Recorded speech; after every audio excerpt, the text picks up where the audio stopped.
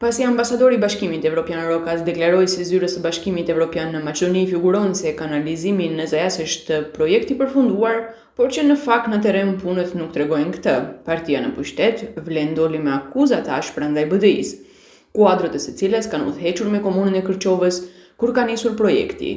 Kjo sipas Vlenit përbën një nga skandalet më të rënda që lidhet me menaxhimin e fondeve evropiane në Kërçov. BDI duhet të tregojë se në gjepat e kujt përfunduan fondet e Bashkimit Evropian për kanalizimin në Kërçov.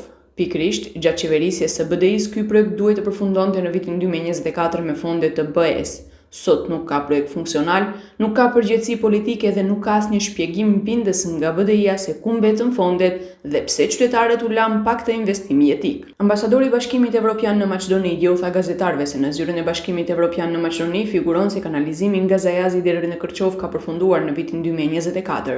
Pa hyrë në detaje për këtë çështje, tha se duhet të mbahet mbledhje teknike për të parë nëse mund të ketë rifinancim të projektit. Again, I mean, it seems to be of technical nature, but we are going to look at it very quickly because for us, again, it was a project that it was terminated in 2024. 2 years ago, at least for what we finance, because always there is co-financing. So we are fully into it, and I'm pretty sure the mayor would be able in the coming months to have a response to you of how both these things have been followed up.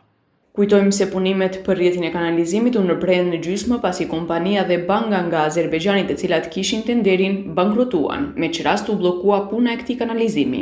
Për rrjetin e kanalizimit nga Zajazi në Drugov të Kërçovës kanë qenë të ndara 19 milion euro mjete të fituara nga fondet IPA, nga të cilat, sipas informacioneve, 3 milion janë shfrytzuar, ndër kaq mbi 15 milion janë tërhequr nga financuesit e projektit i parë.